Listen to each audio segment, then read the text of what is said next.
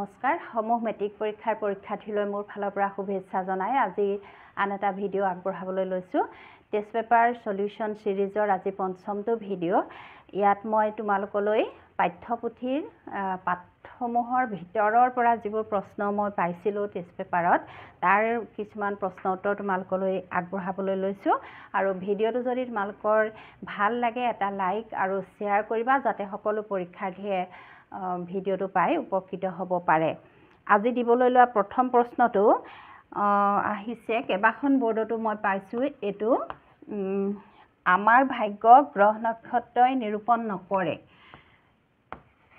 আমাৰ ভাগ্য গ্ৰহ নক্ষত্ৰই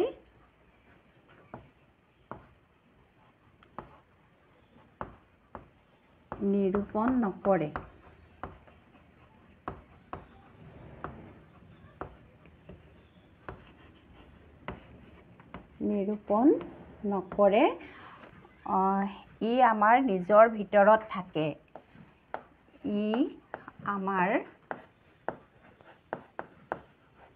নিজৰ ভিতৰত থাকে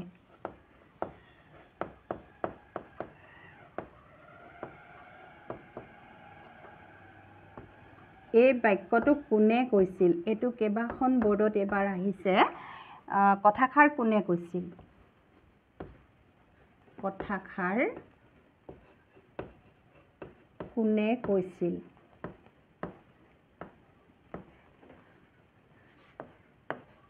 এই কথাষাৰ কৈছিল উইলিয়াম শেক্সপিয়াৰে এতিয়া তোমালোকলৈ মই এতিয়া সময়টো বচাবৰ কাৰণে মই এটা এটা শব্দতে উত্তৰবোৰ লিখি গৈছোঁ তোমালোকে কিন্তু পৰীক্ষাত সম্পূৰ্ণ বাক্যটো লিখিবা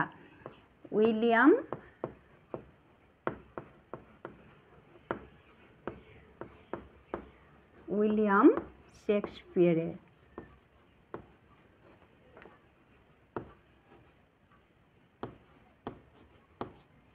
শেক্সপিয়াৰে কৈছিল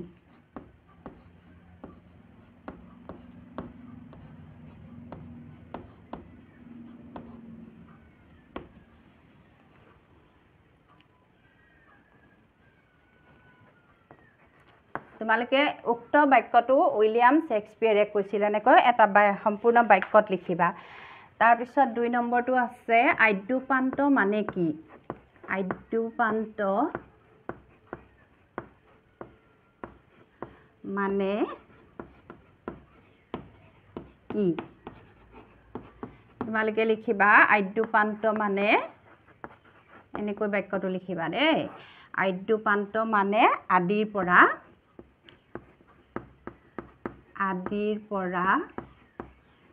অন্তলৈকে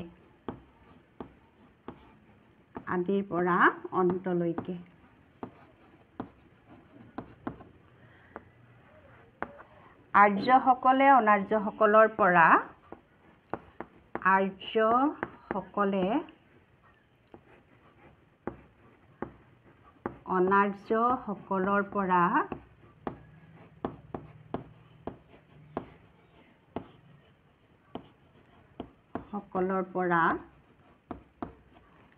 উপাসনাৰ কি কি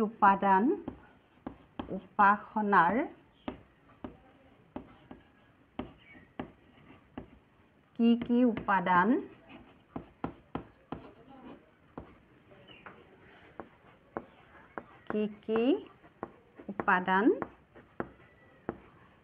আহৰণ কৰিছিল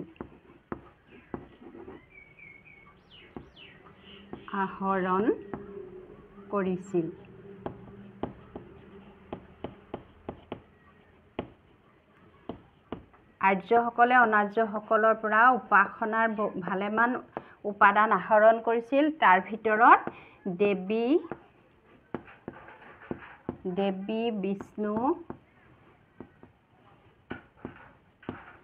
বিষ্ণু শিৱ বা লিংগ পূজা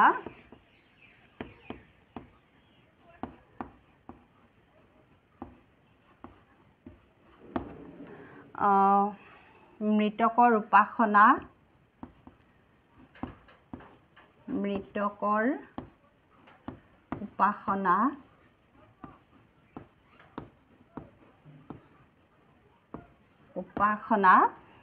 শ্ৰাদ্ধ বিধি আদি আহৰণ কৰিছিল।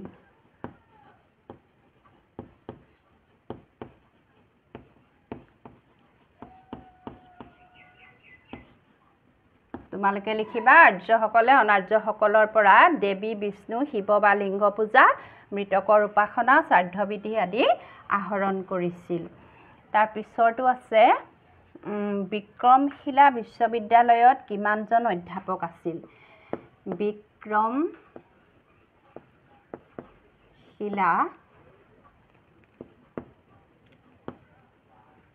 বিশ্ববিদ্যালয়ত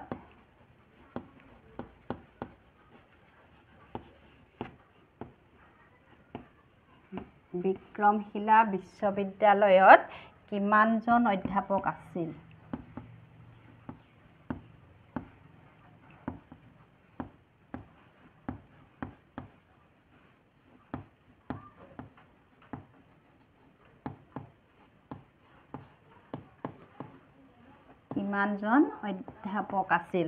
প্ৰশ্নটোৰ পৰা আৰম্ভ কৰিবা। বিক্ৰমশিলা বিশ্ববিদ্যালয়ত কিমানজনৰ ঠাইত মাত্ৰ 108 জন লিখিবা। 108 জন অধ্যাপক আছিল।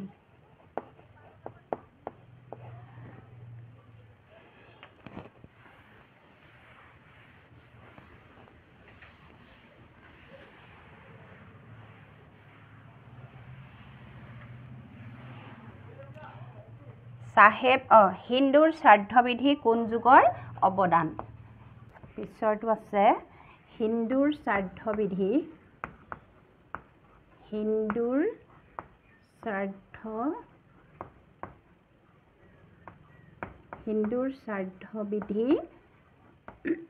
কোন যুগৰ অৱদান?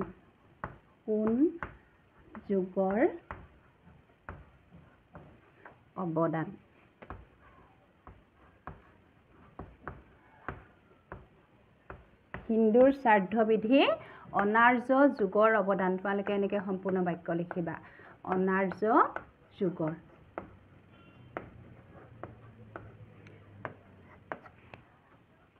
চাহেবপুৰাৰ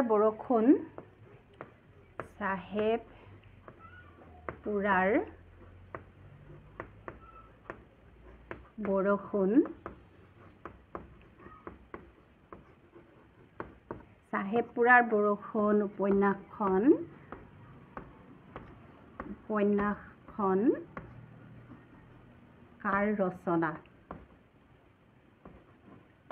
কাৰ ৰচনা?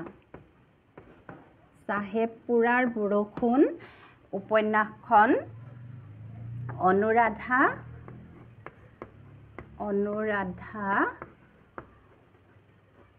অনুৰাধা শৰ্মা পূজাৰীৰ ৰচনা। এনেকৈ লিখিবা। পূজাৰীৰ ৰচনা। পিছৰটো আছে আশা শব্দৰ অৰ্থ কি? আশা শব্দৰ অৰ্থ কি? আশা শব্দৰ অৰ্থ কিৰ ঠাইত লিখিবা? হেঁপাহ বা হাবিয়াস।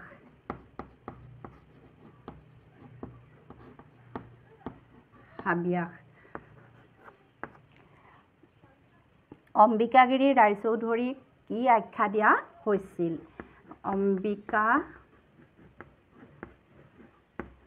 অম্বিকাগিৰি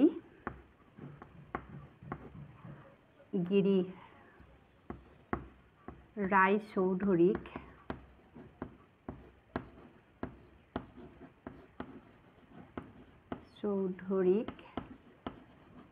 কি আখ্যা দিয়া হৈছিল?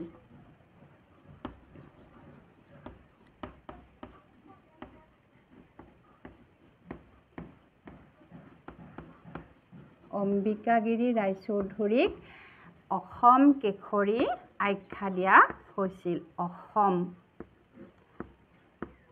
অসম কেশৰী।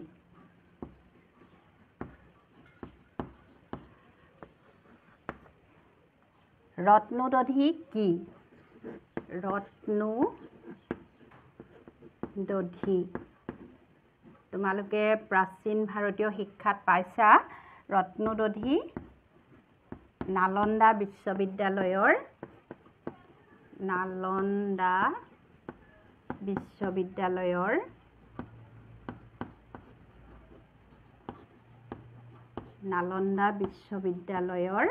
পুথিভঁৰালটোৰ নাম আছিল ৰত্নোদধি পুথিভঁৰাল।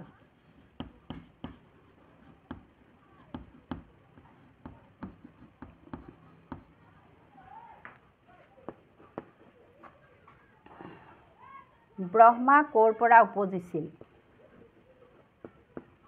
এইটো কানাই চাতুৰীৰ পৰা আহিছে। ব্ৰহ্মা ক'ৰ পৰা উপজিছিল?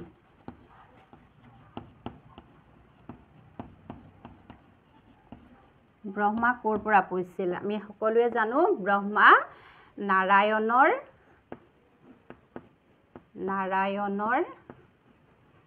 নাভিৰ পৰা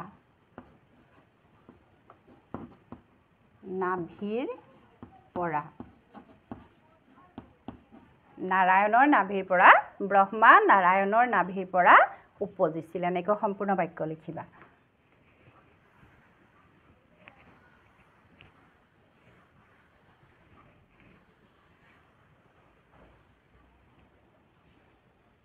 বেদনাৰ উল্কা পুথিখনৰ ৰচক কোন?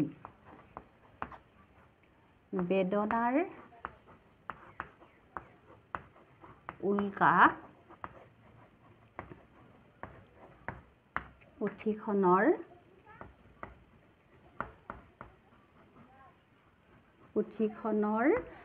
ৰচক কোন?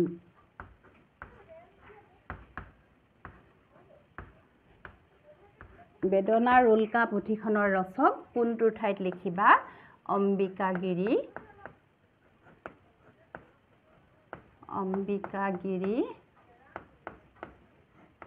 ৰায়চৌধুৰী।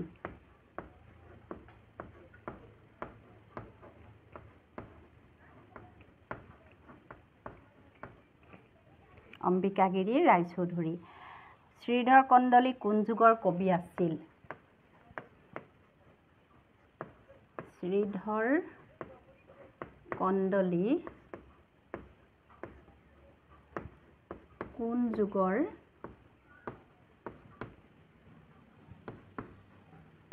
যুগৰ কবি আছিল?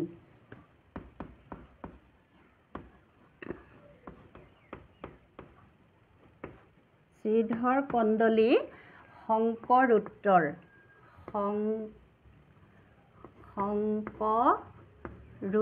মানে শংকৰদেৱৰ পিছৰ যুগৰ শংকৰোত্তৰ মানে কি ক'লো? শংকৰদেৱৰ পিছৰ যুগৰ।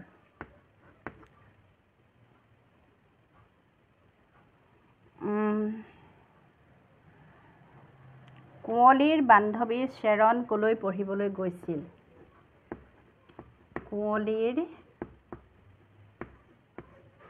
বান্ধৱী চেৰন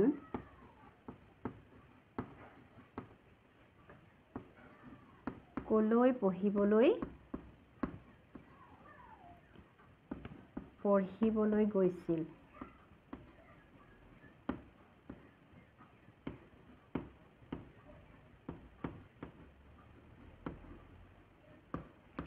মস্কোলৈ গৈছিল। কুঁৱলীৰ বান্ধৱী চেৰন মস্কোলৈ পঢ়িবলৈ গৈছিল। ৰাতিৰ শোভাযাত্ৰা পুথিখন কাৰ ৰচনা? ৰাতিৰ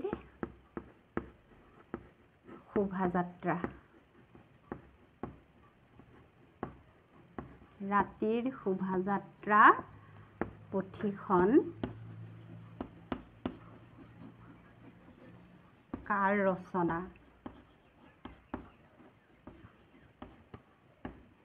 ৰাতিৰ শোভাযাত্ৰা পুথিখন হৰে কৃষ্ণ ডেকাৰ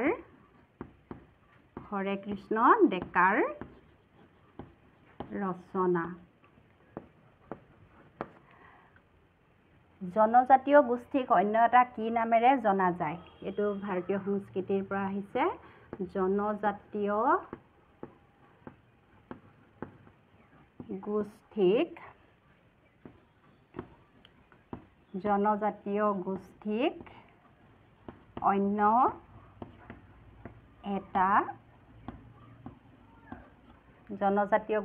অন্য এটা কি নামেৰে জনা যায়?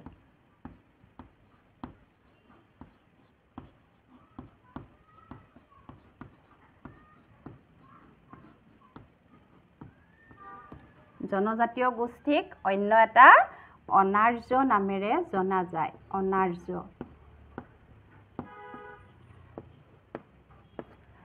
ভাৰতীয় জীৱনৰ মূল সম্পদ কি? ভাৰতীয় জীৱনৰ মূল সম্পদ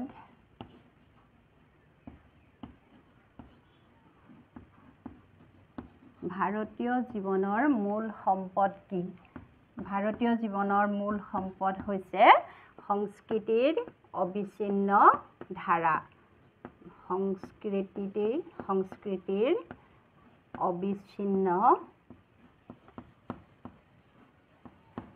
অবিচ্ছিন্ন ধাৰা।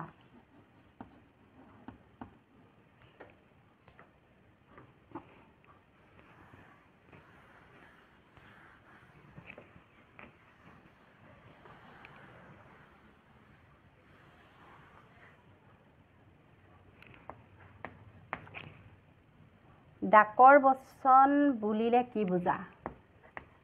ডাকৰ বচন বুলিলে কি বুজা?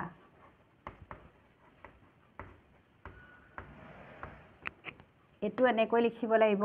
কিংবদন্তি ডাকৰ বচন বুলিলে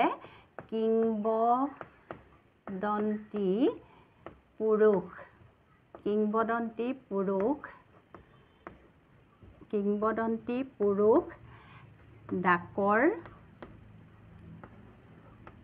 উপদেশমূলক কথা।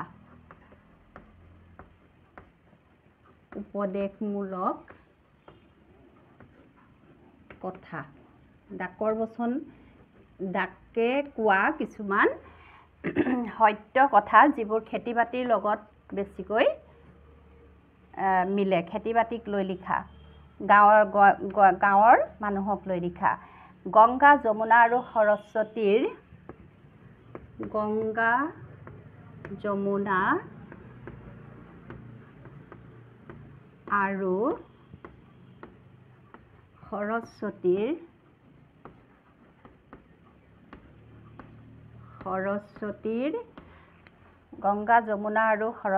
সংগমস্থলক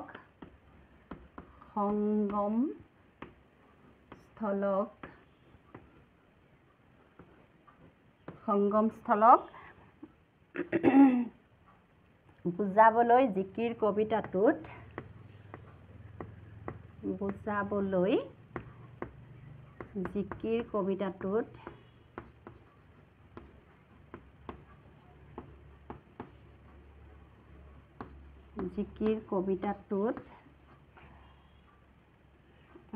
কি শব্দ ব্যৱহাৰ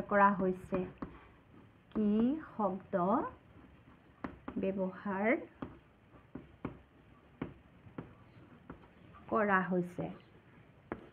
উত্তৰটো হ'ব ত্ৰিবেণী।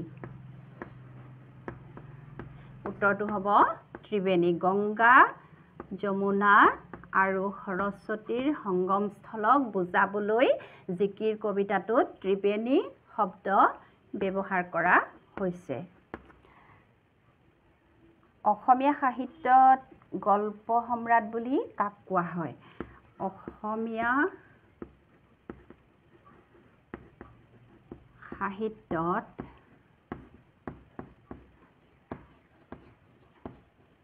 গল্প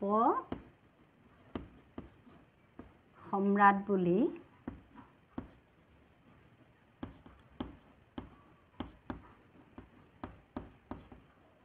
কাক কোৱা হয়?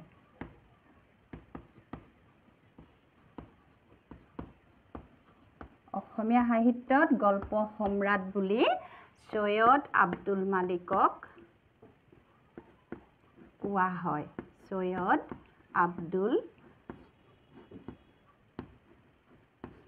আব্দুল মালিকক।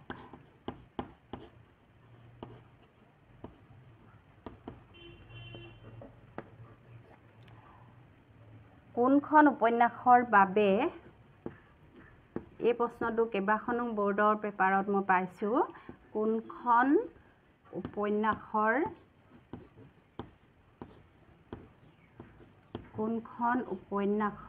বাবে অনুৰাধা শৰ্মা পূজাৰীয়ে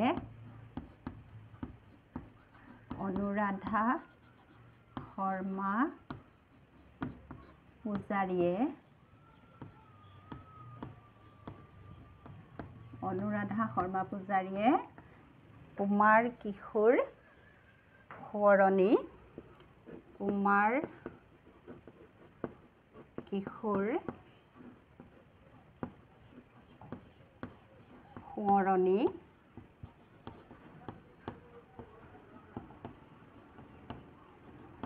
কিশোৰ সোঁৱৰণী বঁটা লাভ কৰিছিল।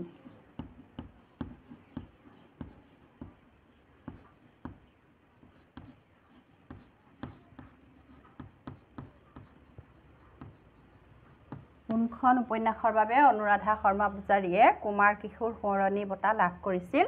উত্তৰটো চাহেবপুৰাৰ বৰষুণ উপন্যাসৰ বাবে। চাহেবপুৰাৰ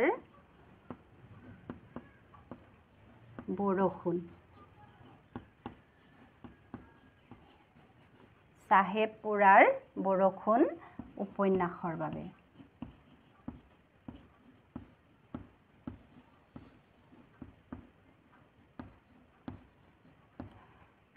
মই বাছি লোৱা একেবাৰে চমু প্ৰশ্ন আছিলে এইকেইটা, যিকেইটা তোমালোকৰ পাঠসমূহৰ ভিতৰৰ পৰা দিয়া, আৰু বাকী যিমানখিনি প্ৰশ্ন উত্তৰ আছে মোৰ ভিডিঅ'ত ইতিমধ্যে দিয়া হৈছে। অতিৰিক্ত প্ৰশ্ন বুলি মই প্ৰতিটো ভিডিঅ'তে মই যিখিনি গুৰুত্বপূৰ্ণ প্ৰশ্ন অহাৰ সম্ভাৱনা থকা প্ৰশ্নখিনি মই প্ৰায় প্ৰতিটো লেচনৰে মই ভিডিঅ'বোৰত দিছোঁ, তোমালোকে চাব পাৰিবা যদি নাই চোৱা। আৰু টেষ্ট পেপাৰৰ পৰা মই সংগ্ৰহ কৰা অকণমান দীঘল উত্তৰবোৰ, যিবোৰ বৰ্ডত লিখিবলৈ অকণমান সময় লাগিব, সেইবোৰ মই তোমালোকক পিছত দিম, পিছৰটো ভিডিঅ'ত দিম। চাই থাকিবা আছামিজ পাঠশালা। আজি ইমানতে সামৰোঁ। ধন্যবাদ।